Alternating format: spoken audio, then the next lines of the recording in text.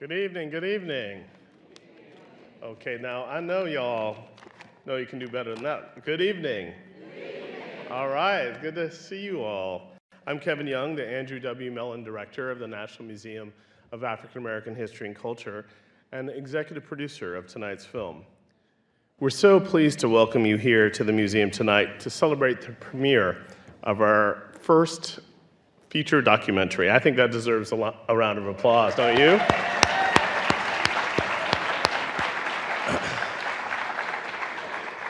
It's such an exciting moment. Before I talk a little bit more about the film, I want to give you three numbers. One is 100. 100. The other is 20. And the last is 10 million.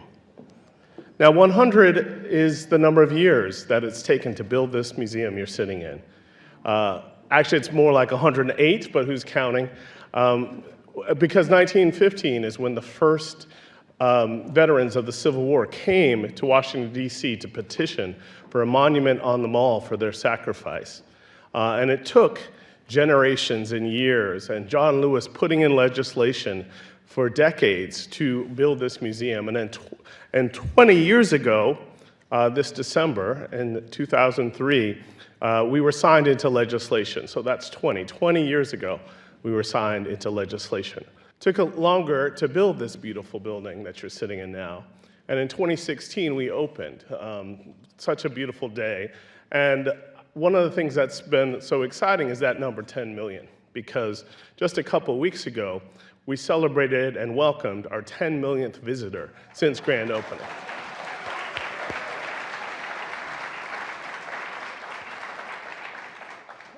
I think that's record time, and certainly it's such a proud moment for us to be able to bring people together and bring people to this space to learn about history, which they can't always get elsewhere. And one of the things I think is wonderful, too, about that 10 millionth visitor is she was here for a book club in our lovely Sweet Home Cafe. And so I love that this was a moment of community for her, of arriving, of fellowship, and we're here in fellowship tonight. As you know, gODTalk is a groundbreaking project spearheaded by the Museum Center for the Study of African American Religious Life in association with the Pew Research Center. This series of conversations has traveled around the country, and we've hosted conversations in 7 cities: Los Angeles, Chicago, Atlanta, Baltimore, New Orleans. No people from any of those places? Los Angeles, Chicago. I know I got some Atlanta people in here. Okay, good. Baltimore? All right, New Orleans. Well, not enough. And Virginia Beach, where we partnered with Pharrell Williams for the Something in the Water Music Festival. Featuring leading millennial voices, gODTalk amplifies their individual and shared experiences, illuminating how millennials interact with religion and spirituality and the transformative nature of community, the internet, and space. It's just one of the incredible initiatives here at the museum that we like to call Living History. It connects this idea of our shared history as a way of understanding our current moment and also our future. And also that history lives in us. It's something alive. And it's something, especially we need to help our young people understand, they make every day. History is something they make every day. And gODTalk creates space for a conversation about how we are engaging with religion and spirituality in 2023 while thinking about how Black religious practices have evolved.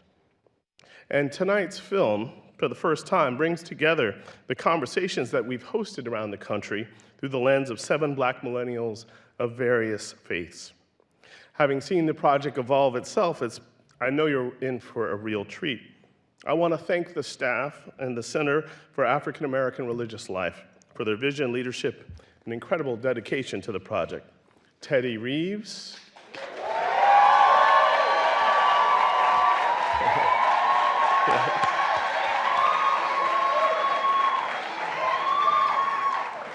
Kim Moore,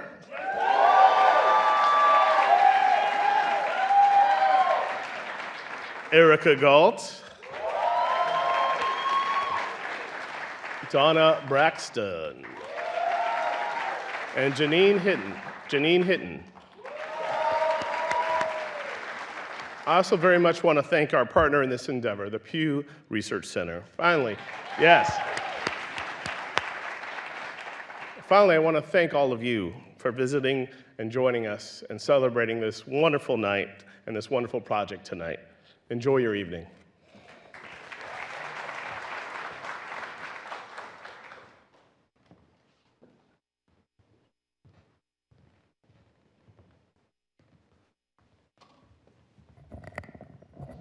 Hello, everyone. My name is Bashir Mohammed. I was the lead researcher from the Pew Research Center on our work on faith among Black Americans.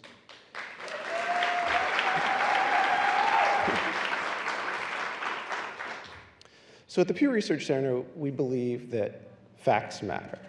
And we believe that when we can inject data into a conversation, we can move the conversation forward in a productive way. Now, this partnership with the Museum of African American History and Culture allowed us to do that in a very concrete way. It brought together a variety of leaders, from Christian pastors to the head of the Black Non-Believers Association.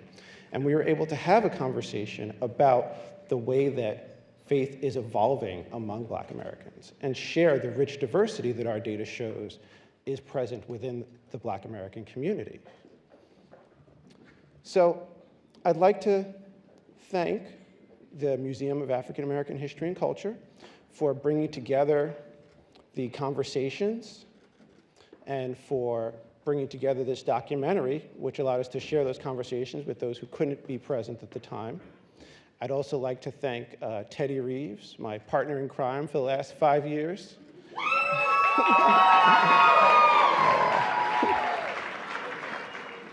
Dr. Reeves worked with me tirelessly in finding who were the right people to speak to, how were the right ways to convene, what were the right questions to ask. And so I appreciate both his friendship and his partnership in this journey. With that, I will pass it on. Thank you all. Hope you enjoy the show.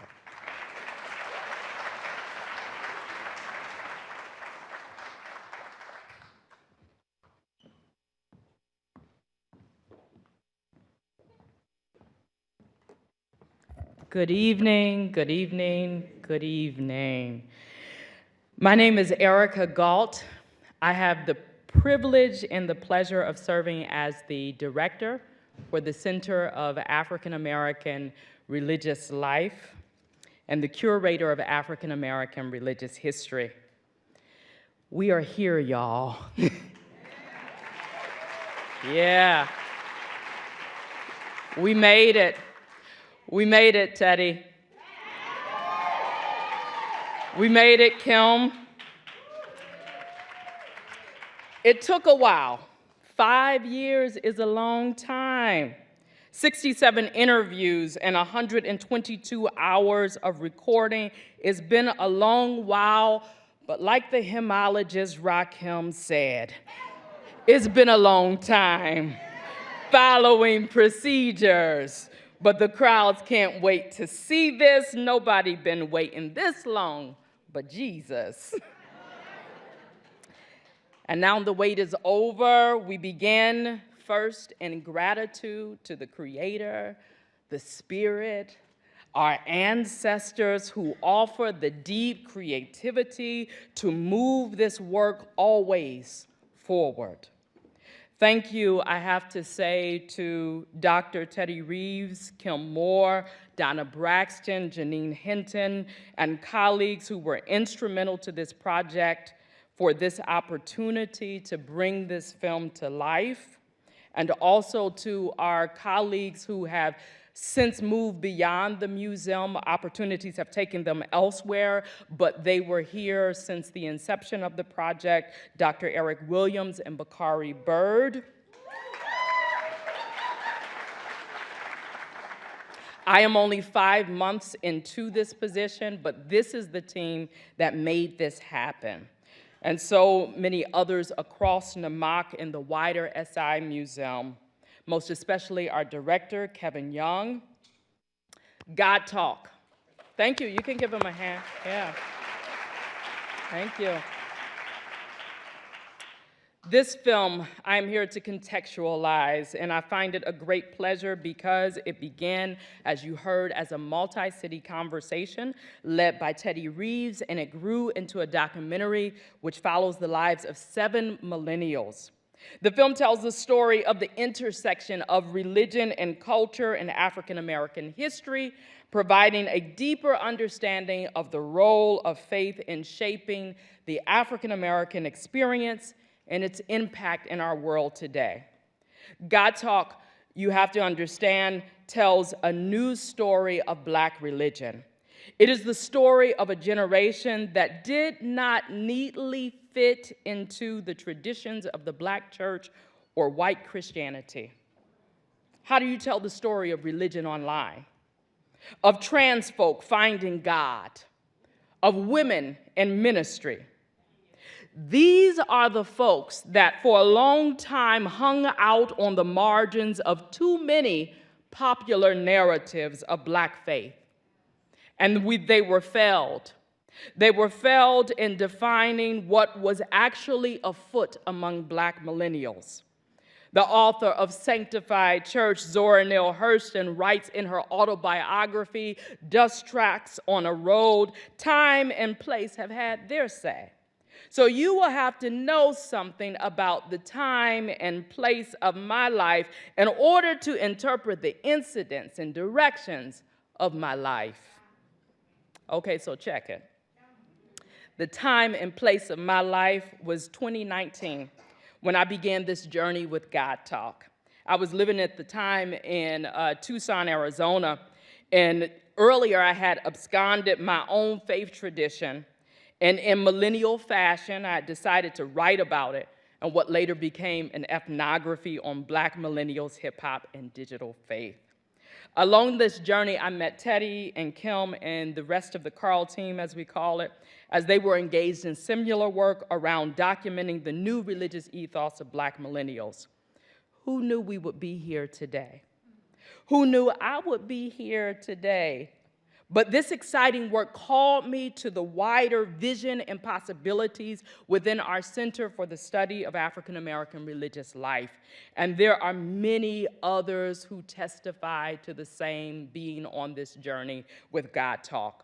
Teddy, Kim, and your efforts to capture this transformative moment in Black faith, it has transformed how and in what ways and with whom we tell Black stories of faith. We find in gODTalk, finally, a Black religious space and documentary where trans folk and women folk and hip hop folk and queer folk and Muslim folk and Buddhist folk and a whole slew of other folks who were excluded tell their story.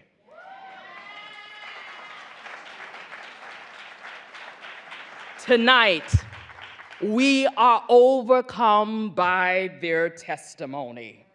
These are the stories shaded and silenced in Black churches, misremembered and disregarded in Black religious history. But tonight, in the words of Sister Hurston, the incidents and directions of all of our lives converge to tell these 7 millennial stories. And we get to pause in a singular moment of celebration for what these Black folk, despite everything I'm telling you, have made of religion.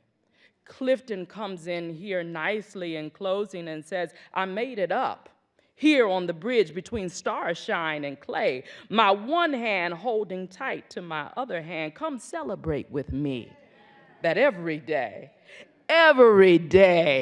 something has tried to kill me, and it has failed.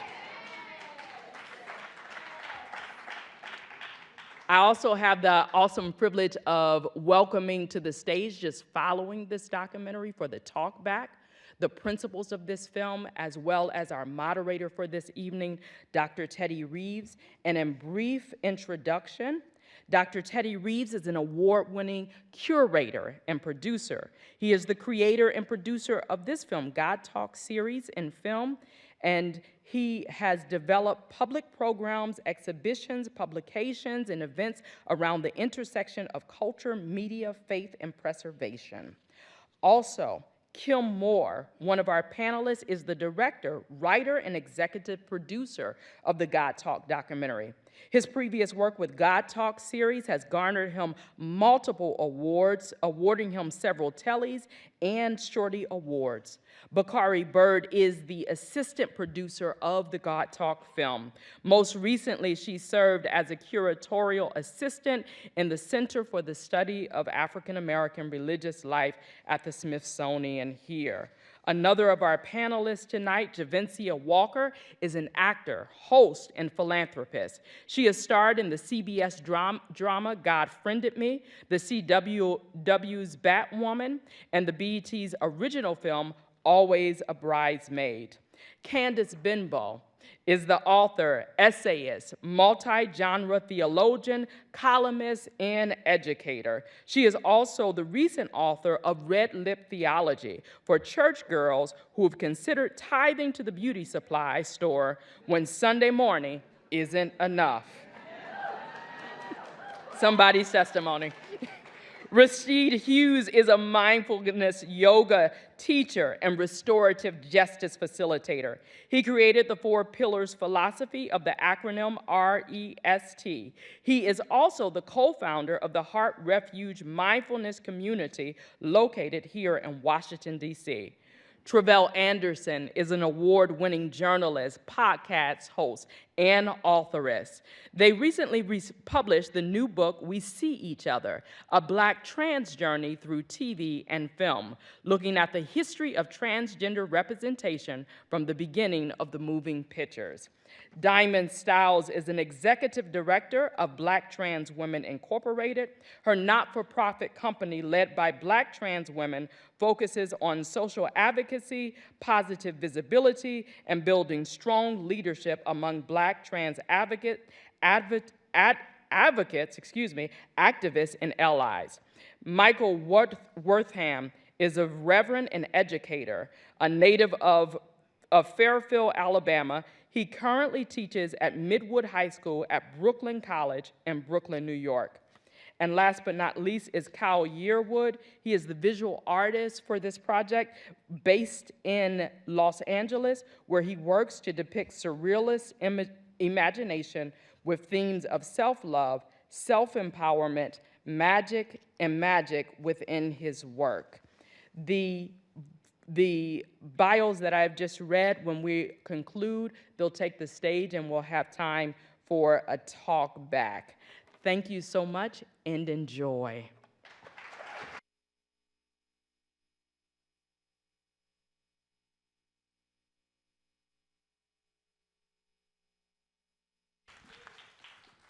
So we are going to have this talk back. We're going to cut it a little short because we want you all to have time to eat and fellowship and party as well, okay?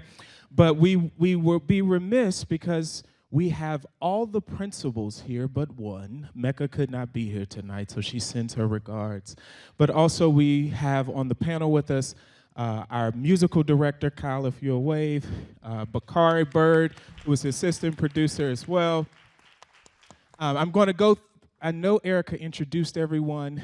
I think you saw everyone on camera. Javecia was at the end, but if you could wave, she was the voice of God for us in this as the narrator, so thank you. I am going to start talking about this film and the work, and I want to start with Kim to really ground us. This has been 5 years, you all, of traveling the country, of really traveling the world. We've been to Paris, we've been to Switzerland, we've been to Sweden, talking to Black millennials about faith. And so this has been a labor of love, started in the living room of Candace's apartment 5 years ago. I came in and said, I got an idea for a conversation. I want to talk to millennials. And ever since then, we have been moving and shaking. So as the director and the writer, I want Kim to start us off. Kim, where were you going? We had over 120 hours of content, more than 66 interviews. In the coming months, there'll be a website available where you can go. You didn't get their full stories, right? And so as we go online in the next couple months, you'll be able to listen to their full hour-and-a-half oral history we did with every person sitting on here. So there's more parts of their story that you didn't get to hear. But Kim, if you could talk about why the decisions were made in certain ways, and it was hard to cut. I remember as we kept talking, we had about 2-3 more hours that we wanted to include, but realizing that people could not watch that long, right? And so what was the decisions made there? All right, well, I'm gonna dig into that question. So much. I'm going to dig into that question, but I'm going to take a filmmaker's prerogative here. I've got to say some propers to some people who are responsible for me being here and for the project finishing after 5 long years. First of all, I'd like to acknowledge my wife, Deborah Moyer, who's in the audience. She was very, very patient with all of the travel, with everything that was going on with the film. I had health challenges during the film, frankly, and I'm not sure if you remember that, Teddy. I actually had brain surgery a month before Teddy and I jumped on a plane and started interviews. So I was literally bleeding from my nose 2 weeks before I got on a plane. And my wife was saying, well, how is high altitude going to affect that? And I told her, I said, well, I'll let you know. I wanted to say also thank you to my son and my daughter. Kamaria, my daughter, and my son Cameron were also here. They went through 5 years of this with me as well. So I want to give them the propers that they deserve. And I also like to acknowledge my mother-in-law who made the trip up here. I'm not going to give her age out, but she made a tremendous effort to get here tonight to see us. Dolores Johns, thank you so much, and the Johns family for being here. Greatly appreciative of that. And then if I can just hit 2 other people, actually very, very important. The person who put together the grant, which became the Center for the Study of African American Religious Life, is here tonight. He's a mentor, and he hired me. I'd like everyone to give him a round of applause. Dr. Rex Ellis, if you could wave for us, please. Thank you so much for being here. None of us would be here without Rex. And I also want to hold up Bakari Bird and Kyle Yearwood, who were essential to getting this project done. And let me not forget our crew, Donna Braxton, Janine Hinton, Erica Galt, Eric Williams, who all helped us to get this project off the ground. All right, filmmakers' prerogative's over. The project was so big that it was difficult to figure out narratively where the story was, because there were branches of stories. It was like a tree. So it was figuring out how to trim it and how to make it aesthetically pleasing, and also how to make sure that it was a story that everyone could follow. I decided early on to put it in a 3-act structure. So it had a clear beginning, a middle, and an end. And obviously for a faith-based story, a happy ending is a prerequisite. So we see our individual characters, everyone who's living our lives and telling us their internal stories. And we wanted to be sensitive and respectful to these stories, because in some instances, what we were witnessing or what was being told to us were some of the worst moments of these individual people's lives. So we wanted to be respectful of that.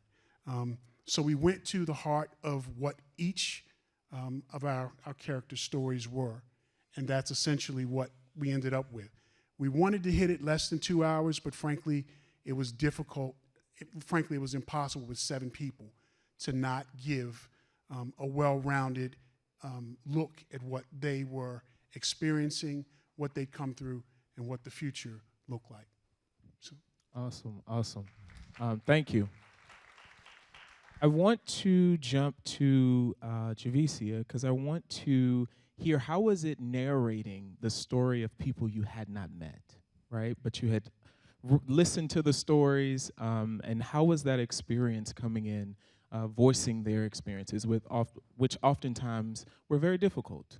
Yeah, it felt like it was a very intimate process, first of all, I'm not a huge fan of my voice.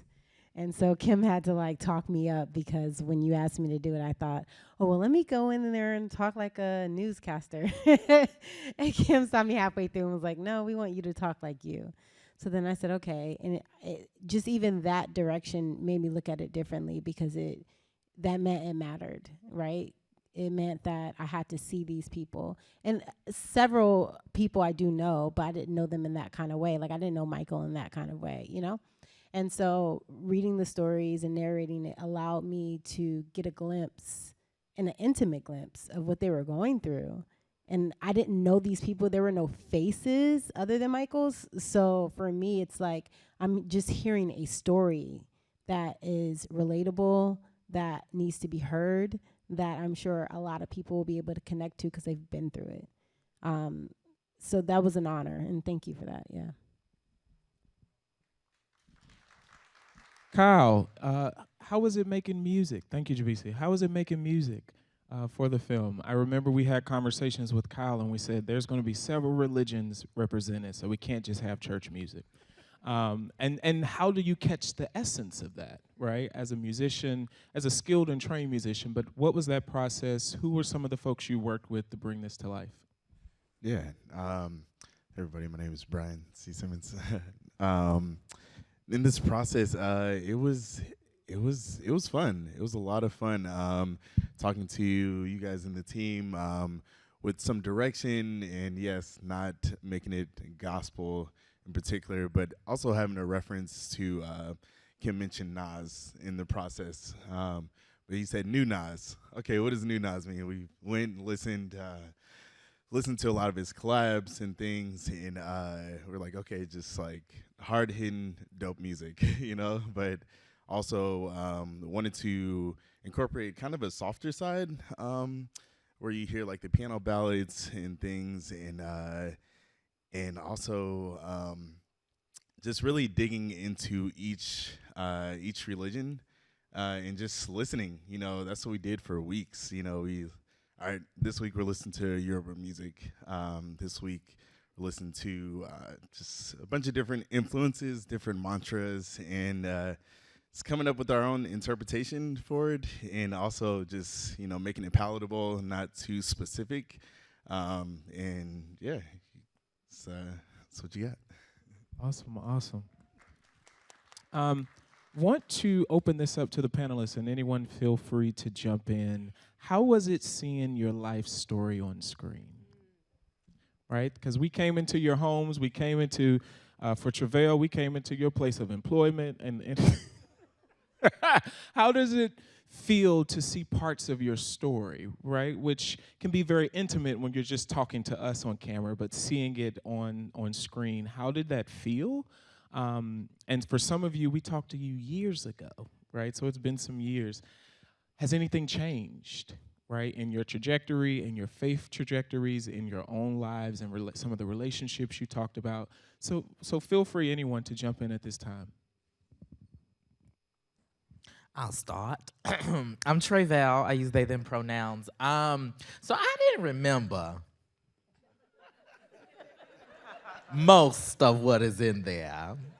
I was like, LA Times. That was years ago.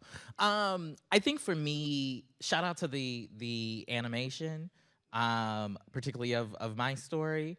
You know, it's one thing to share that. It's another thing to see it rendered, you know, on a big old screen.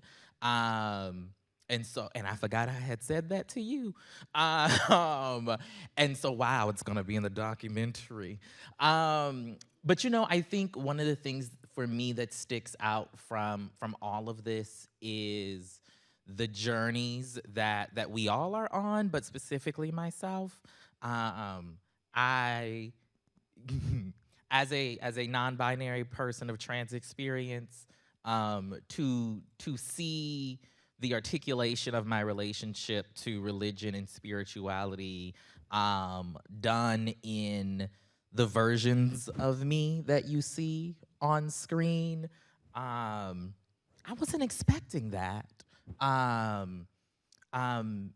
Because what you end up getting and seeing is and now being able to witness my fabulousness IRL, is a journey of an individual, right, who is now even more resolved in the murkiness that is my relationship to God, and their brilliance and wondrousness in the ways that it manifests in this living being. And so it was really, really interesting just to witness and process all of that, you know, in my seat back there.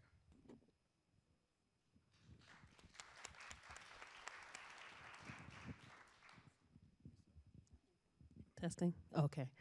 I'll go right after you. First off, thank you guys so much for having me as a principal and including me in the documentary, because it was kind of like, I think when I accepted to be on the panel discussion, you actually didn't get my email accepting it. And then you said, okay, can you be in the documentary? And it was like literally everything happened so fast. And then eventually I ended up being able to be on the panel discussion because someone had dropped out. And literally you called me like 2 hours before the panel discussion. And I was like, I'll be there. So all of it happened so quickly. So I didn't, and this was like 4 or 5 years ago. So I didn't remember anything I said. I remember everything happening so fast. So it was interesting seeing what was there. It was difficult seeing certain parts of my story told, because I've told, this is the thing, as a trauma-informed care educator, I share parts of my trauma often as a way to give examples. Like I teach trauma-informed nonviolent parenting. So I often use my story to do that.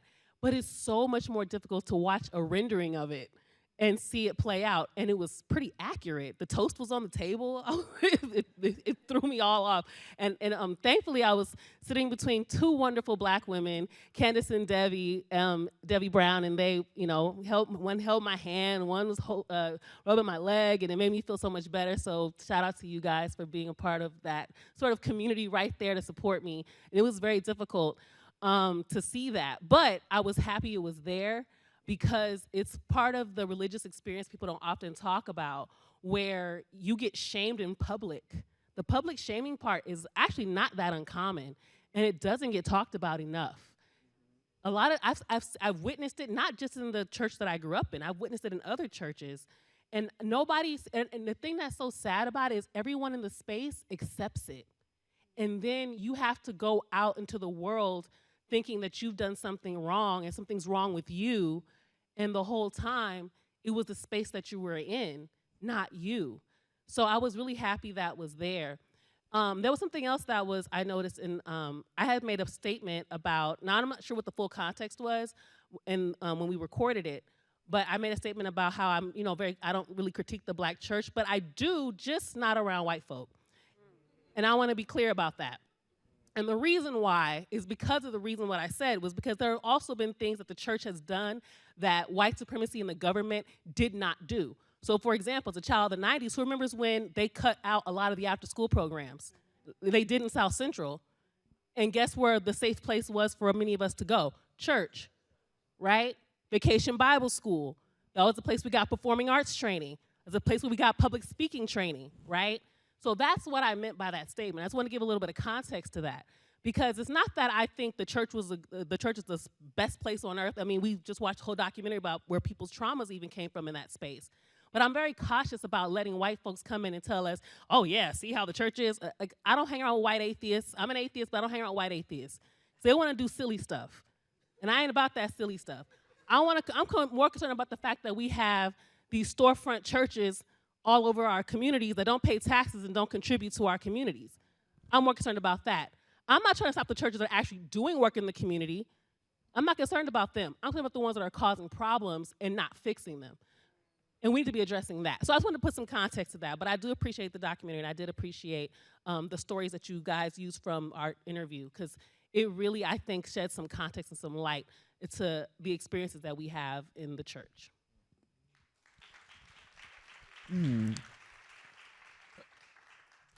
What it reminded me is that was such a long time ago. I'm like 40 now. So that was such a long time ago, but being able to reflect so many years back then, it reminded me that I needed that to happen to me. I needed to see behind the mask of the church.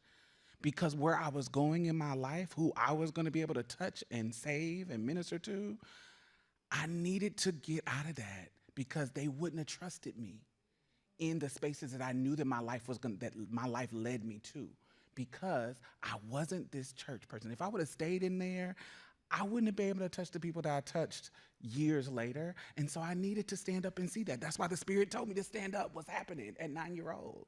And so I was like, okay, looking at it, I was like, oh my God, I have had so many breaks like that, that I feel like it was God keeping me safe from predators, because I've never been like physically touched and molested, but God said, hey, I'm gonna show you behind this mask so that when you go out into the world, you can relate to them and not be indoctrinated by this stuff that the church was actually teaching you. So I needed that, because it's so many things in so many places that I needed that kind of separation, and that's what it reminded me that I needed it. And so now I can be blessed to speak to prostitutes. I can be blessed to speak to survivors of any kind of trauma, and just so many people. And yeah, that's what it reminded me of.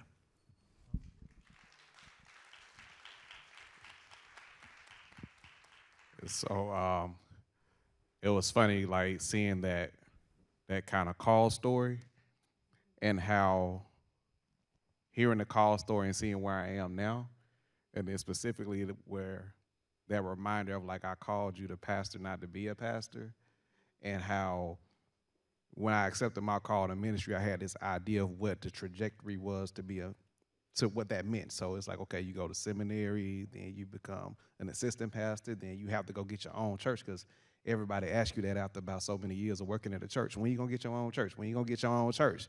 And in my head, I'm like, I don't feel like getting my own church. I like what I'm doing right now. And then my decision to leave, and like having to find myself after that. And I think that part was important, where it's like, okay, you can still do what you have to do without necessarily being in that space. And I'm still doing a lot of work and reconciling myself with that space, because I know when people ask me, well, what church you go to? I'm like, man, I ain't been to nobody's church in like 6 years. And I ain't rushing to go back. Like, and every now and then I might pop in, or people may ask you, well, but I hadn't preached a sermon in like, 2 years now, maybe? And not rushing to preach, because I think what I realized for myself is like I had to really learn who I am for me. Because so long you're Reverend Wortham, you're Reverend Mike, you're this, you're that, but I'm like, I really just want to be Michael. I'm not really trying to deal with all these titles no more. And like that part, and like seeing it again, it's like I needed this today to like really bring me, like, to remind me that like, you on the right track, and like don't worry about having to worry about pleasing everybody else or what everybody else's expectations about what you should be doing with your life right now. Like, you good. And so thank you.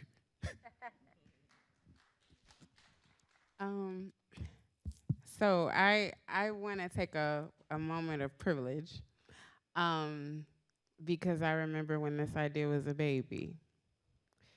So I just want to honor you for dreaming.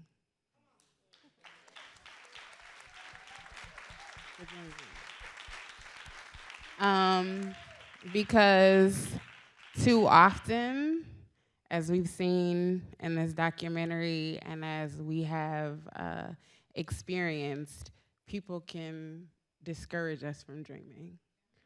And so this is not only just a testament to you, it's inspiration to all of us to keep dreaming in our own lives. So I'm proud of you. I'm gonna get you because you didn't tell me that you was putting a church in. So the church that my mother joined after she refused to stand up and apologize is, I didn't know that they went to Winston and filmed it. So I got to see it. And then there's a shot of the whole church and the steps. My granddaddy put those steps on the church. He didn't go to church because he said that there was more sinners in the church than was outside of the church. But whenever they needed something, we needed something, he didn't hesitate to give it to us. I think that what I am most struck by and just sitting with is that this is the first feature documentary that this museum has produced. And the fact that it was Black faith is important, because that has been the most enduring emotion, the most enduring relationship that Black people have had. It is what all of us have remained connected to, even when we did not remain connected to institution, and that's spirit. We remain connected to spirit, whether it is our ancestors, whether it is a higher power, whether it is our own belief in ourselves. And so I'm just honored and incredibly humbled to even be a part of that. I think it's beautiful that we were able, the 7 of us, to articulate that Black millennial faith is a part of American history, that Black millennials need to be taken seriously for our contributions, and that we have a legacy, and that we're crafting one, even if it does not look like what others said it should and would look like. And so it's just beautiful to see. So I'm proud of you.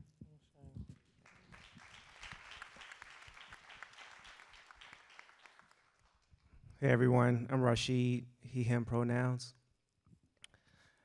If I was to use a word to really describe my experience when watching the film, I would say healing.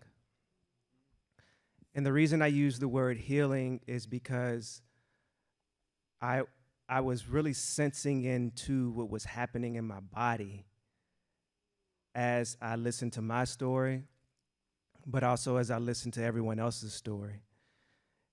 And there were times when I noticed that my toes were curled.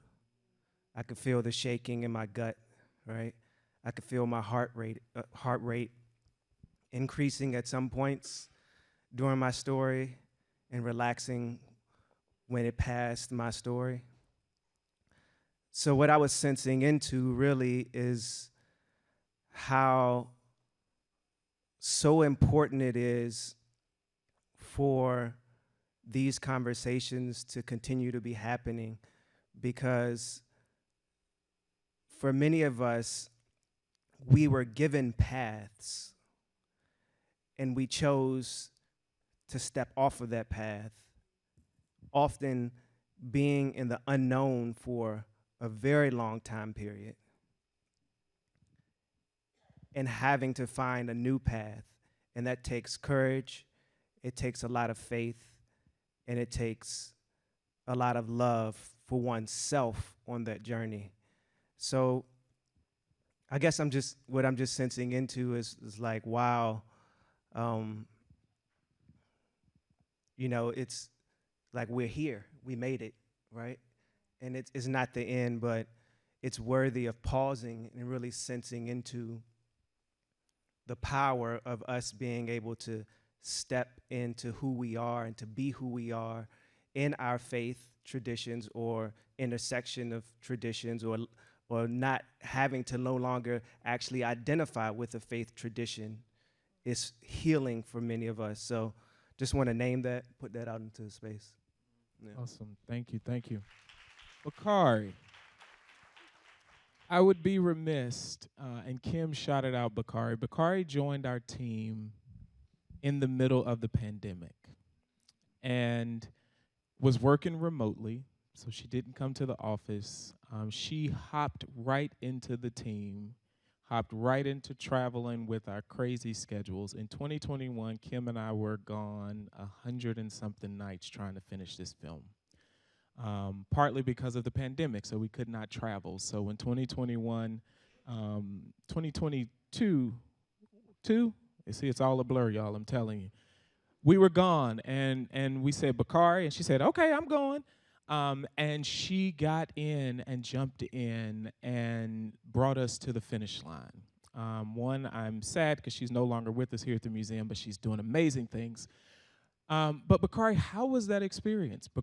When you see B-roll in there, when you see those shots, Bakari went and went to the ends of the earth. If you've made a film, or if you've not made a film, if you're thinking about making a film, B-roll. B-roll. Had me walking my dog. B-roll. Bakari, how was that experience? Thank you. And what did you learn in going through these stories and having to find images to help tell these stories, particularly in these difficult moments? Thank you, Teddy. First, before I start, I also want to give flowers to both Teddy and Kim. They have been tremendous to me as part of my own experience here at the museum, just allowing me to tag along and just listen to these very unique stories. It's really not enough words to say how inspiring every single story has been to me personally. And just being able to actually sit in the rooms and hear the stories and hear all the emotions that comes with the storytelling. And then also being able to go back and look into the archives of not only our collection, but various avenues to help fill in these specific moments that I think are, in many ways, can be very vulnerable. To be able to kind of represent that, I think has been just a hit, like Rashid said, very healing for me. I resonate a lot, especially with Candace's story, losing my mom at a very young age and still trying to craft my own identity. And so hearing each story just really, it really gave me the tools to continue this journey and do the work that I do. I'm very passionate about representation and how these stories reflect us as a being, because I know oftentimes these stories are just not represented well. And so just being able to kind of really be strategic on how we really piece these things together has just been truly a joy. I'm out of words, but no, thank you guys for entrusting me. I know it's been plenty of times I've emailed, calls, saying, hey, can we get this photo? Can we get that photo? You guys have been just amazing to work with. And then the entire Carlton, I want to also highlight you guys too, because you've been a part of my journey too. So thank you. Yeah, I hope that answered that. Yeah. Teddy, before you finish, I just wanted to say, and I think a lot of people may agree with this, like, I was nervous because religion is a very tricky subject to talk about. And I remember you asked me several times, and I kind of avoided it for a while because many of us have grown up one way and now in our 20s and 30s have maybe shifted. You guys did such a great job protecting us and presenting our stories in a way where we felt safe and comfortable. And it showed so many, to me, sides of really a very similar story. And it didn't ever feel like a side was chosen. It felt like we all had a stage to speak up. So I just want to truly honor you all that were a part of this, Kim and everyone, giving us that safe space to tell our stories. Because I even backstage, and you find a little clip show, I was like, what's my mom gonna think? That's what we all think constantly, and you guys really showed up and gave us a safe space. So thank you for that. Awesome. Look, and I'm going to wrap. This going to be the last something because we want to get you. Go ahead. My bad. I just wanted to say thank you also for including the atheist perspective in this, because we're often excluded, especially being black in space, because black people don't like to hear about atheism. They're like, no, you got to believe in something. And if you don't believe in something, what do you believe in? Where's your moral compass, like Steve Harvey said? And the reality is that's not, y'all laugh because y'all heard them say that.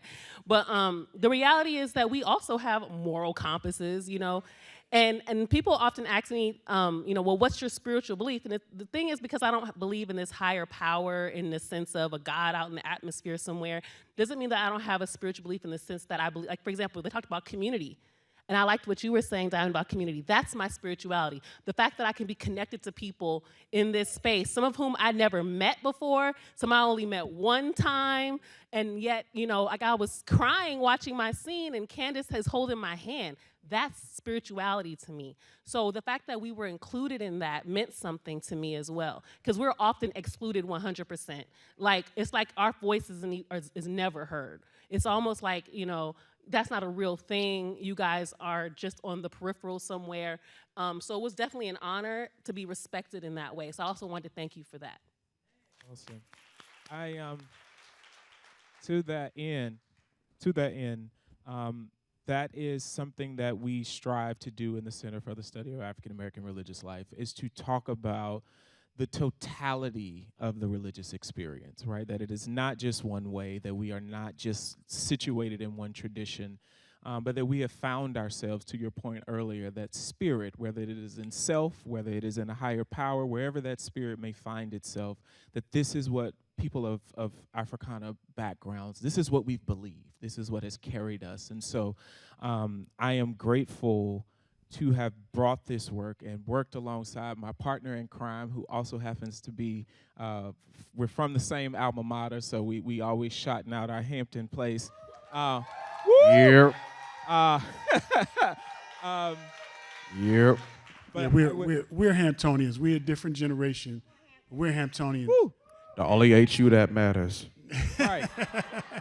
Though we know it's Howard's homecoming, and Rashid is a Howard alum, so we give him that. It's so amazing, frankly, to have worked with Teddy, and we work together consistently. Here at Namak, it's Teddy and Kim, Kim and Teddy. I hear that consistently. We have spent hundreds of days on the road together, and we've essentially learned each other's families. His integrity is very impressive, and the way in which he relates to people. Teddy can talk to anybody. Doesn't matter who they are, doesn't matter where they're coming from. Teddy can talk to them. A lot of times they'll come up to Teddy and say, "Man, where would you get those glasses?" I should have $1 for every time someone has commented on Teddy's glasses, because I could retire. But it has been a wonderful work relationship, and it goes forward, and I'm proud to work with you, brother. Absolutely, brother. I'm going to wrap us up, and I would be remiss if I didn't thank my wife, who, Brianna Gibson Reeves, she's out there somewhere. My mother, my father, my godparents, my aunts, my cousins, everybody, many of them are sitting in this audience, friends. It has been a labor of love for us to do this work. We don't come to it lightly. If you know me, though I am in front of a camera, I don't necessarily like to see myself on camera nor hear myself on camera, because I'm always about lifting up other people's stories and trying to ensure that other people's truths are told. And that is what Kim and I and our team sought to do. Over the next year, we will be traveling the film throughout the country and abroad, linking up and really trying to get as many people to see the film and to interact with the film. If you have some friends who could not be here tonight, there's a Monday night screening this coming Monday night with another talkback, as well as their screenings for the next 7-8 days here at the museum. They're all at 2 o'clock. So if you have folks that you know have that flexibility. Again, I want to thank my colleagues who you cannot see, Keith Madden, Leslie, all of those who work. I don't want to start naming folks. Keith Madden. Keith, our director of our theater, Keith Madden, I think Damien, Timothy, all of our colleagues that are here, our director, Kevin Young. We thank you for coming to our museum's first film, gODTalk 3.0. We will begin going into production this fall on the next iteration of gODTalk. So stay tuned. It won't necessarily be on millennials, but it is a new topic. We're not going to tell you yet. But stay tuned for that as well. Please join us in outside. DJ Brian Henry is going to be spinning. There's plenty of food. There's a bar. Enjoy yourself. Please give all of our principals, panelists. Also, I want to shout out Kyle Yearwood. Kyle is in the audience. You will see him. Kyle did the animation. Kyle is also a Morgan State grad, so we are grateful for Kyle and also Morgan State for recommending Kyle to us. Again, we wanted to ensure that we included HBCUs and the importance of that in our work. Good night. We love you. We'll all be walking around so you can talk. But have a good night. Enjoy yourself. And thank you for coming.